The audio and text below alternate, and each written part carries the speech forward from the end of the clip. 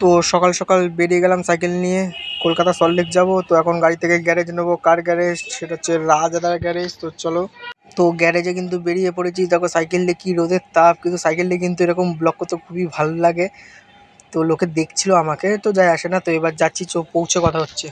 তো আমি কিন্তু গ্যারেজে পৌঁছে গেলাম, 10:30 বাজে এখন। তো রাজাদা আসবে, এসে গাড়ি নিয়ে বেরাবো। তো চলো, তো আমি কিন্তু বেরিয়ে গেছি। তো পার্টি এখন একটা জায়গায় ঢুকলো পেন্টিং করতে।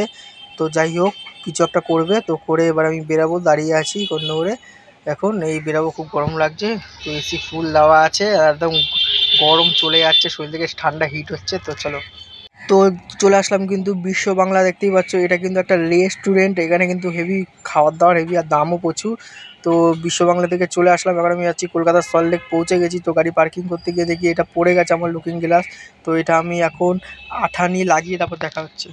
তো আঠা দিয়ে লাগিয়ে দিচ্ছি।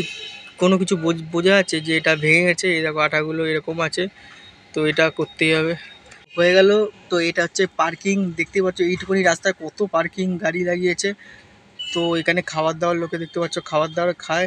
তো আমি এবার যেয়ে খেয়ে নিই, দেখি কত কি দাম আছে।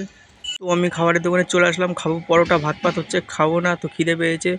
তাই বললাম যে 3টে পরোটা দিতে, আর আলুর দম। বলছি আলুর দম কিনতে হবে, জানি না আলাদা আলাদা করে কিনতে হয় এখানে। তো চলে এসছে, দেখো 5 টাকা দামের পরোটা, এত পাতলা পরোটা। আর এখানে দেখো আলু, আলুর দমটা কিন্তু খুব সুন্দর ছিল বলবো। তো যাই হোক, খেতে তো হবেই, তো খেয়ে নিই। তো দেখা হচ্ছে নেক্সট ভিডিওতে।